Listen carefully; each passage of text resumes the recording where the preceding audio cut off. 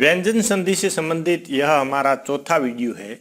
यदि आपने पहले के वीडियो नहीं देखे हैं तो यहाँ प्लेलिस्ट का लिंक शो हो रहा है, वहाँ से आप क्रम से ये वीडियो देखिएगा। पहला नियम हम पहले पढ़ चुके हैं और उसके उदाहरण भी देख चुके हैं। पहला नियम क्या था कि यदि प्रथम वर्ण के आगे तीसरा या चौथा वर्ण या यर लव ह या कोई स्वर आए तो वो अपने ही वर्ग के तीसरे वर्ण में बदल जाता है। हम दूसरा नियम पढ़ेंगे कि यदि प्रथम वर्ण के आगे या म आए या न आए तो वो अपने ही वर्ग के पंचम वर्ण में बदल जाता है। उदाहरण देखेंगे। यदि स्वर रहित क यानी आधा क के आगे न आता है तो ये न्य न हो जाएगा। देखिए, कुछ बच्चे यहाँ कंफ्यूज रहते हैं। ये क ख ग घ के बाद में जो पांचवा होता है इसको न्य बोलते हैं, ड़ नहीं बोलते।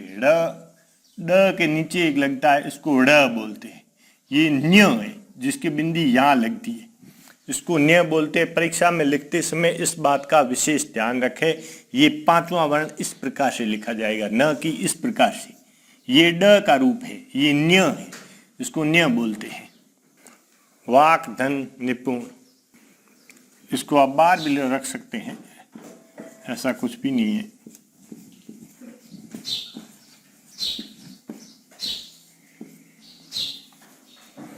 दिक धन नाग,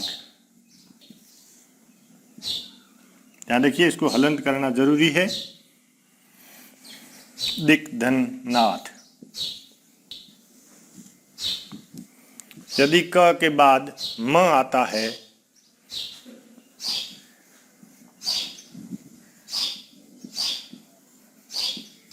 बन जाता है वान में। दिक धन मूड,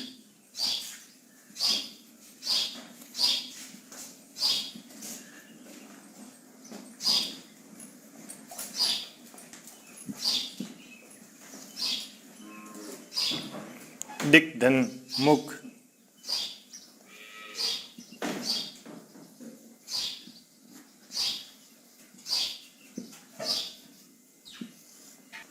दिक धन मंडल,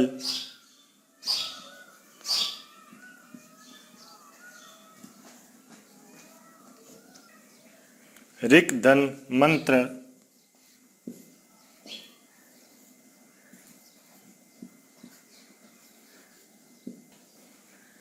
इसी प्रकार यदि ट के बाद म आता है तो ये पंचम वर्ण और म में बदल जाएगा।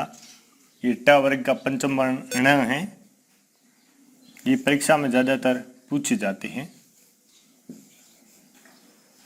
षणमास हो गया।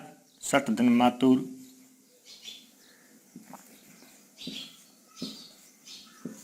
षण मातुर, सठ धन मूर्ति,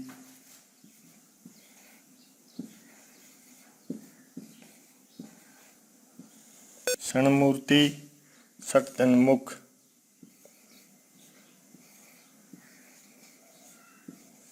षणमुख हो गया।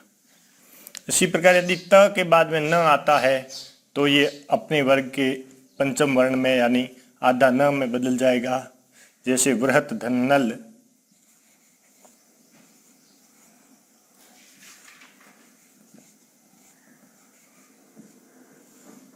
वृहन नल, ये अर्जुन का नाम था।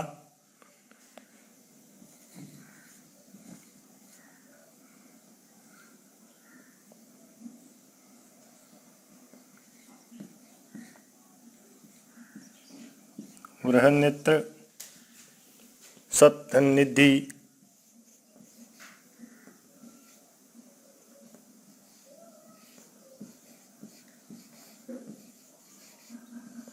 सन्निधि, जगत धन निवास,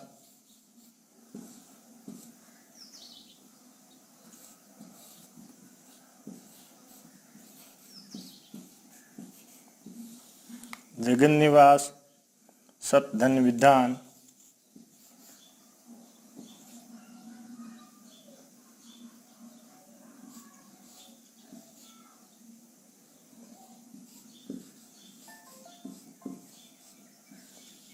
सन्निधान और सद्धन नियम,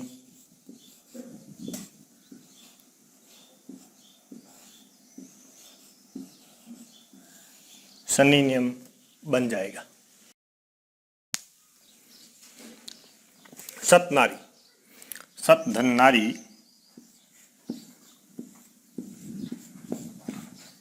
सन्नारी। पंचम बदल गया, जगत धननाथ,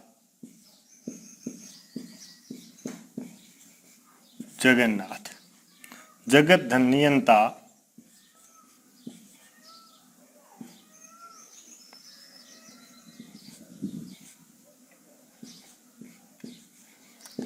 जगन नियंता। श्रीमत धन नारायण,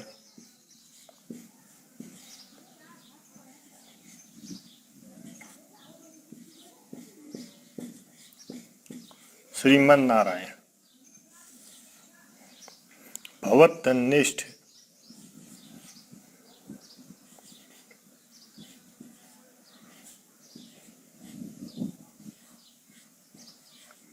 भवन निष्ठ। यदि त के बाद में म आए तो न म हो जाता है। जैसे जगत धन मोहिनी,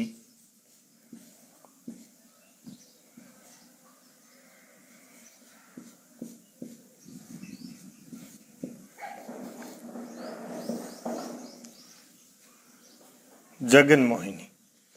बृहत धन माला,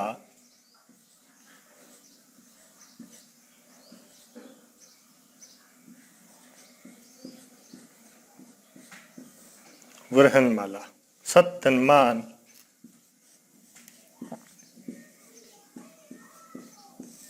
सम्मान। चित धनमय,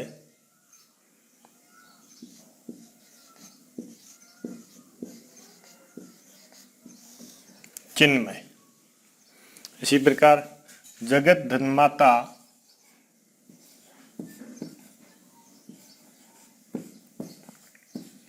जगन माता। सत धन मार्ग,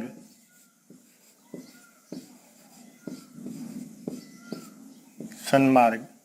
सत धन मति, सन्मति। विद्युत धन माला,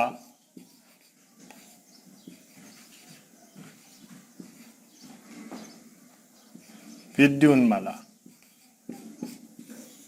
ये आप जानते हैं द और य है, इसको हम इस प्रकार से लिखते हैं, ये य है।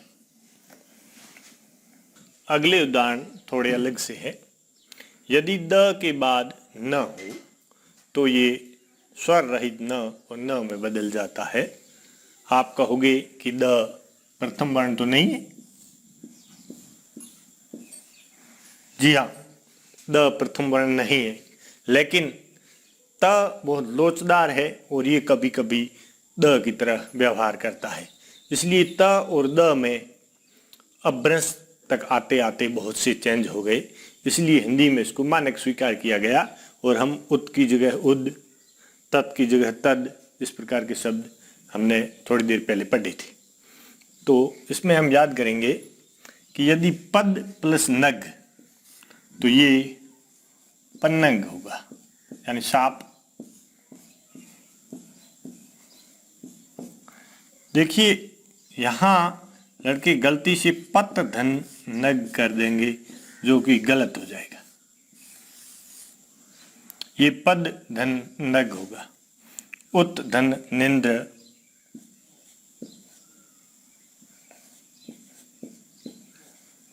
उन्निंद्र। उद धन नयन, उन्नयन, ऊपर उठना। उद धन नत, उन्नत। यदि द के बाद म आता है तो न म हो जाएगा, जैसे यहां हुआ। उद धन मत, देखिए यहाँ दो त है, आधा त और पूरा त। शब्द शुद्धि के समय आप इसको अच्छे से याद रखिएगा। उन्मत शब्द शुद्धि में पूछा जा सकता है। उद धन मान,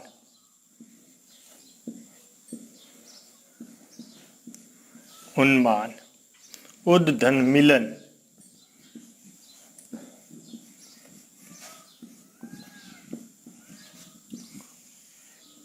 उन्मिलन। ये देखिए, ये शब्द शुद्धि में बहुत ही मोस्ट है। ये मिलन, मिलन वो नहीं है, ये मिलन बिल्कुल नहीं है। इसका मतलब खिलना होता है। ये शब्द शुद्धि में बहुत ही मोस्ट है, अक्सर पूछा जाता है। उद्धन्मूलन,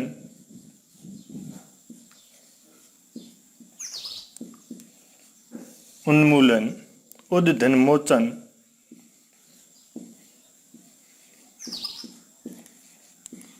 उन्मोचन।